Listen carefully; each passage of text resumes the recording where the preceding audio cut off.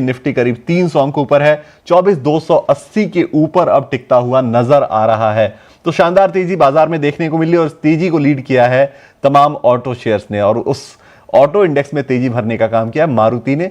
अच्छे नतीजे और खासकर अच्छे गाइडेंस, इसके दम पर मारुति ने शानदार तेजी आज दिखाई है। मारुति का शेयर जो है वो आज बेहतरीन तेजी के साथ 4-5% की उछाल के साथ काम कर रहा है लगातार, और ये तेजी की मजबूत इमारत आपकी स्क्रीन पर, जिसमें मारुति सुजुकी लगातार सुबह से जिस तेजी में है वो तेजी बरकरार रखे हुए है, बनाए हुए है। उसके अलावा आप देखिए कौन से सेक्टर्स हैं, जरा उनको भी एक बार आपकी स्क्रीन पर लेकर आते हैं। सेक्टोरल हीट मैप लेकर आइए। आज निफ्टी ऑटो 2.25% ऊपर है इस वक्त, लेकिन उसके साथ साथ रियल्टी, एफएमसीजी, कंजम्पशन बास्केट भी बहुत शानदार तेजी दिखा रहा है। 1.5-2% तक की तेजी इन सारे इंडाइसेस में भी आपको देखने को मिल जाएगी। कमजोर क्या है? कमजोर आप खोजने जाएंगे तो आपको बहुत ज्यादा चीजें नहीं मिलेंगी, लेकिन private bank, Nifty private bank और निफ्टी फाइनेंस, यहां थोड़ा सा परेशानी यहां पे देखने को आपको मिल जाएगी। एक्सिस बैंक, आईसीआईसीआई बैंक जैसे शेयर जो है वो आपको थोड़ा नीचे देखने को मिलेंगे। कुछ चुनिंदा शेयर आपको यहां पे कमजोर देखने को मिल जाएंगे। तो ये है। उसके अलावा metal, Tata steel, JSW steel, Jindal steel, ये सारे जो शेयर्स हैं मेटल के, वो आज थोड़े से डाइसी कारोबार करते हुए, उतार चढ़ाव के साथ कारोबार करते हुए नजर आएंगे। चलिए बाजार पर जरा स्ट्रेटजी समझते हैं, और स्ट्रेटजी बताने के लिए आज हमारे साथ जो है वो खास मेहमान के तौर पर जुड़े हैं अजीत मिश्रा जी, रेलिगेयर ब्रोकिंग से। अजीत जी, बहुत स्वागत है आपका 18 स्वदेश पर, और बहुत शुक्रिया आपने समय निकाला। पहला सवाल मेरा मार्केट के ऊपर ही है। देखिए मई सीरीज की शुरुआत तो काफी शानदार लग रही है, और बेहतरीन तेजी हम देख रहे हैं आज बाजार में। निफ्टी 300 अंकों के आसपास चढ़ा हुआ है। इस वक्त इंडेक्स पर आपकी स्ट्रेटजी क्या है? शुक्रिया विकास। विकास देखिए, मार्केट में कहीं ना कहीं एक कंसोलिडेशन का टोन है। कॉज लास्ट वीक जो प्रॉफिट टेकिंग देखी थी, उसके बाद बाजार अपने जो शॉर्ट टर्म एवरेज है निफ्टी का, 20 दिन का एक्सपेंशन मूवी एवरेज, जो कि करीब 23,900-950 के जोन के पास है, उसको डिफेंड करने की कोशिश कर रहा था। पिछले करीब 2-3 ट्रेडिंग सेशन में उन्हीं लेवल्स के पास आपने ट्रेड होते हुए देखा। आज एक अच्छी रिकवरी है। यहाँ पर बैंकिंग की जो नेगेटिविटी कल जो देखी थी हमने, उसके बावजूद ये स्ट्रेंथ दिखाना मार्केट के लिए कहीं ना कहीं ये इंडिकेशन है कि ओवरऑल टोन, या फिर बुल्स एटलीस्ट ट्राई कर रहे हैं कि जो रिकवरी का टोन है वो कंटिन्यू रहे। ये इंपॉर्टेंट इसके लिए विकास कि क्रूड, जो कि सबसे बड़ा हेडेक हमारी मार्केट के लिए बना हुआ था पास्ट में और अभी भी बना हुआ है, उसका अभी भी हायर लेवल्स पे इंटैक्ट रहना, करीब $105, $110 की रेंज में ट्रेड करना, और उसके बावजूद अगर मार्केट अटेम्प्ट कर रहा है तो कहीं ना कहीं इंडिकेशन ये है कि मार्केट अब डिस्काउंट कर रहा है कि जो भी नेगेटिविटी है ड्यू टू ग्लोबल फैक्टर्स, वो लार्जली बिल्ट इन है प्राइस में। और बाइंग अपॉर्चुनिटी जहां पे भी, जिन सेक्टर्स में, जिन थीम्स में, खासतौर से energy, metal, capital markets, pharma, वहां पे बाइंग अपॉर्चुनिटी ढूंढ रहा है। इंटरेस्टिंगली ब्रॉडर मार्केट्स में भी उस तरीके का ट्रेंड देखते हुए, अनफोल्ड होते हुए नजर आ रहा है। तो इंडेक्स में, बेंचमार्क में थोड़ा बहुत कंसोलिडेशन का टोन जरूर रह सकता है। मींस आप रेंज में ही देखेंगे बाजार को ट्रेड करते हुए, जैसे 24,600 और 800 के पास जाते आते आपको बाजार थमता हुआ नजर आएगा। वहीं पे आपको 23,800 लेकर 23,500 का जो बैंड है वो लोअर साइड पे सपोर्ट एरिया है। तो ब्रॉडली इसी रेंज में आप ट्रेड करते हुए नजर आएंगे। सेक्टर स्पेसिफिक जो मूव्स हमने बात की, जिन सेक्टर्स में स्ट्रेंथ है, उसके अलावा आईटी जहां पे की नेगेटिविटी बनी हुई है, वहां पे shorting opportunity. Crude related sectors जहां पे की नेगेटिवली इंपैक्ट होते हैं, जैसे कि आपका पेंट और एयरलाइंस, वहां पे शॉर्टिंग अपॉर्चुनिटी। तो इस तरीके से भी आपको प्लान करना है। बट नियर टर्म का जैसे बायस अभी थोड़ा सा पॉजिटिव साइड पे नजर आ रहा है। बिल्कुल। तो शॉर्ट टर्म बायस जो है वो पॉजिटिव नजर आ रहा है, ये बाजार पर स्ट्रेटजी आपको नजर आती हुई। चलिए अब हमारे पहले कॉलर हमारे साथ जुड़ गए, गौरव त्यागी सोनीपत से जुड़े हैं। गौरव जी, स्वागत है आपका 18 स्वदेश पर। बताइए कौन से शेयर पर सलाह चाहते हैं आप? गुड आफ्टरनून सर, मेरा नाम गौरव है। मेरे पास ONGC के 301 रुपए पे 200 शेयर है, और ये मैंने ट्रेडिंग के लिए लिया था 10-15 दिन के लिए। 3 रुपए का प्रॉफिट है, 301 पे आपने खरीदा है, 304 के भाव चल रहे हैं।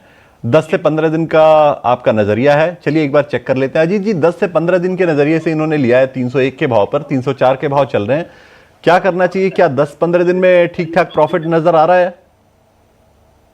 बिल्कुल। देखिए, जैसे हमने बात की कि एनर्जी एज अ बास्केट, केवल OMC को अगर आप छोड़ दें तो बाकी सारे ही स्पेसेस में काफी स्ट्रॉन्ग ट्रैक्शन देखने को मिला है।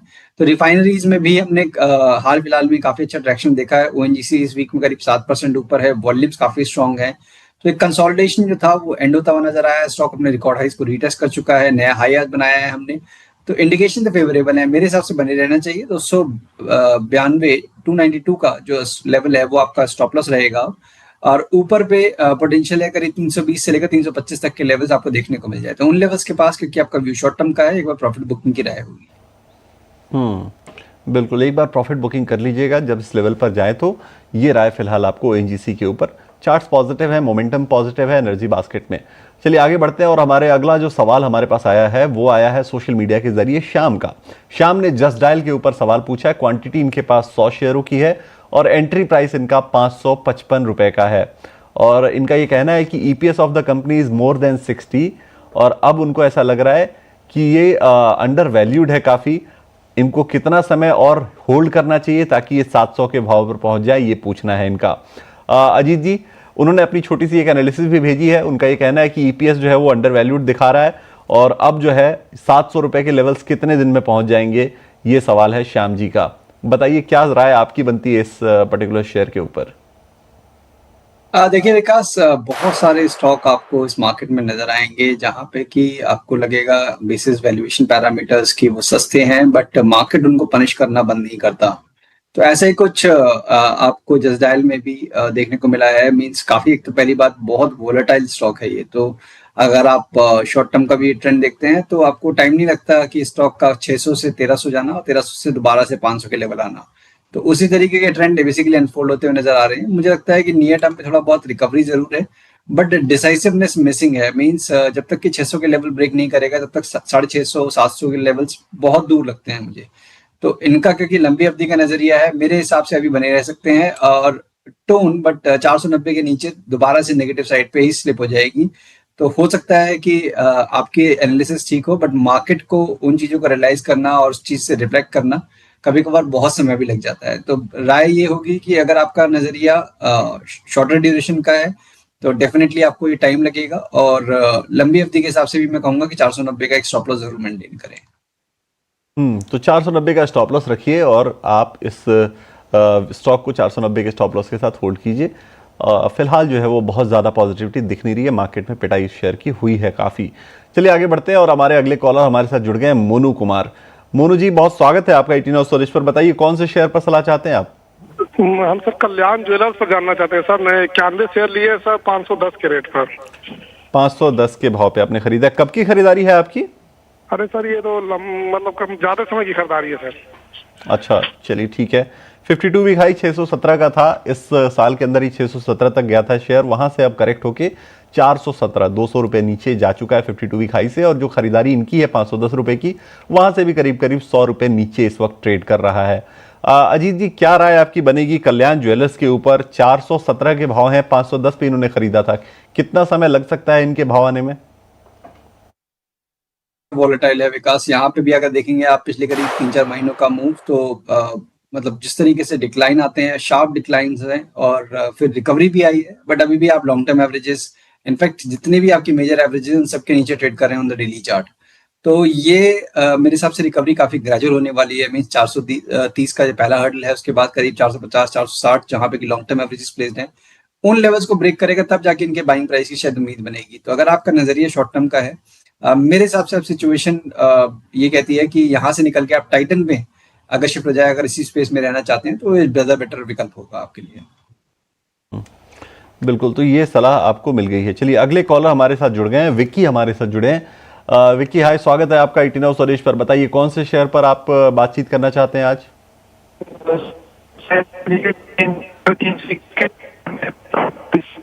आपकी आवाज क्लियर नहीं है विक्की, आपसे संपर्क ठीक से हो नहीं पा रहा है।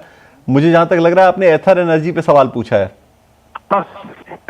ठीक है, तो एथर एनर्जी पर सवाल है। 48 शेयर इनके पास हैं, 321 के भाव पर इन्होंने एंट्री ली थी। बेसिकली इनका यह कहना है कि 2 लॉट आईपीओ के मिले थे इनके पास और उन्होंने 726 पर बेच दिया एक लॉट को।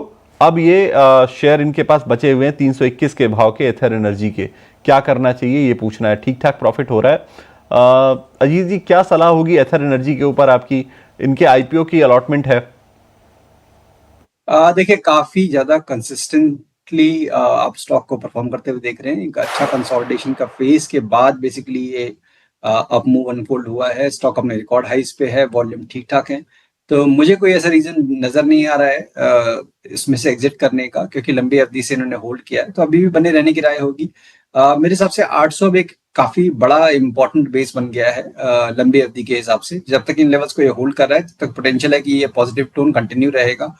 अपसाइड में करीब 1050 से लेकर 1100 ये पहला आपका एक एरिया हो सकता है।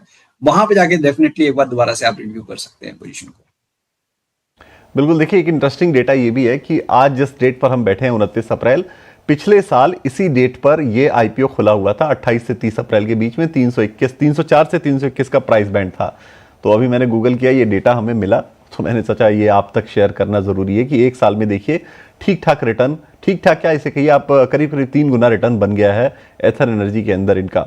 अच्छा है, प्रॉफिट तो अच्छी खासी बनी है। आप देखिए 12 महीने का रिटर्न जो आपको 210% स्क्रीन पर दिख रहा है, ये रिटर्न आपको बता रहा है कि अच्छे पैसे बने हैं। चलिए आगे बढ़ते हैं और हमारे पास अगला सवाल आया है समीर का, और इन्होंने YouTube के जरिए हमारे पास ये सवाल पहुंचाया है। L&T फाइनेंस के ऊपर ये सवाल है। 122 शेयर इनके पास हैं और जो इनकी एंट्री का प्राइस है वो 62 रुपए का इनफैक्ट, तो अच्छा खासा प्रॉफिट तो बन गया है L&T फाइनेंस के ऊपर। L&T फाइनेंस इस वक्त जो भाव चल रहे हैं L&T फाइनेंस के, वो 288 के चल रहे हैं, तो यहां से करीब करीब 4 गुना तो प्रॉफिट बन ही गया है। क्या सलाह होगी अजीत जी, क्या प्रॉफिट ठीक ठाक बन गया, निकलना चाहिए यहां पर या अभी होल्ड करें और प्रॉफिट बनेंगे? देखिए सबसे पहले तो कि काफी अच्छे लेवल पे इन्होंने एंट्री की, मींस ऑलमोस्ट उनके लोज के पास स्टॉक में आपने एंट्री की, और अब अभी स्टॉक अपना रिकॉर्ड हाइस के काफी नजदीक ट्रेड कर रहा है। अगर केवल एक लौता स्टॉक ही आपके पोर्टफोलियो में है तो डेफिनेटली प्रॉफिट बुक करके थोड़ा सा डाइवर्सिफाई करने की जरूरत है। अगर ये छोटा सा परसेंटेज है आपके पोर्टफोलियो का तो डेफिनेटली अभी भी आप बने रह सकते हैं। वैसे कोई रीजन नहीं है ऐसा यहाँ से निकलने का, because overall bias positive side पे है। सारी चीजें इंडिकेट यही कर रही है कि ये पॉजिटिव टोन कंटिन्यू रहेगी। थोड़ा बहुत बीच में कंसोलिडेशन का जोन जरूर हो सकता है, बट ट्रेंड अभी भी पॉजिटिव साइड पे बना हुआ है। तो अगर डाइवर्सिफाइड पोर्टफोलियो है तो बने रह सकते हैं। तो डाइवर्सिफाइड पोर्टफोलियो है तो बने रहें, ये सलाह है L&T फाइनेंस के ऊपर। चलिए एक छोटे से ब्रेक के लिए हम यहां रुकेंगे। ब्रेक के बाद जब लौटेंगे तो आपके कुछ और सवालों को भी शामिल करेंगे। और धन बैक आज करीब करीब 12 से 13% की जबरदस्त तेजी देखने को मिल रही है इस शेयर के अंदर। आप देखिए चार्ट आपकी स्क्रीन पर है, 13.25% के आसपास का उछाल है, 8 करोड़ शेयरों का वॉल्यूम है। हुआ क्या है, कंपनी के नतीजे आए हैं और नतीजे रहे हैं बेहतरीन, नतीजे शानदार आए हैं कंपनी के। हर फ्रंट पर नतीजे अच्छे पेश किए हैं कंपनी ने। NII इनलाइन रही है, प्रॉफिट जो है वो बीट कर गया है, एसेट क्वालिटी में भी सुधार देखने को मिला है। तो आप देखिए Q4 में मजबूत नतीजों के दम पे जहां NII इनकी 2756 करोड़ से बढ़कर 2796 करोड़ पहुंची है, मुनाफा इनका 318 करोड़ से बढ़कर 534 करोड़ तक पहुंचा है। और अगर आप देखेंगे तो प्रोविजनिंग में कमी की वजह से और NPA में सुधार की वजह से बैंक की एसेट क्वालिटी काफी इंप्रूव कर गई है। इन्हीं नतीजों पर और आगे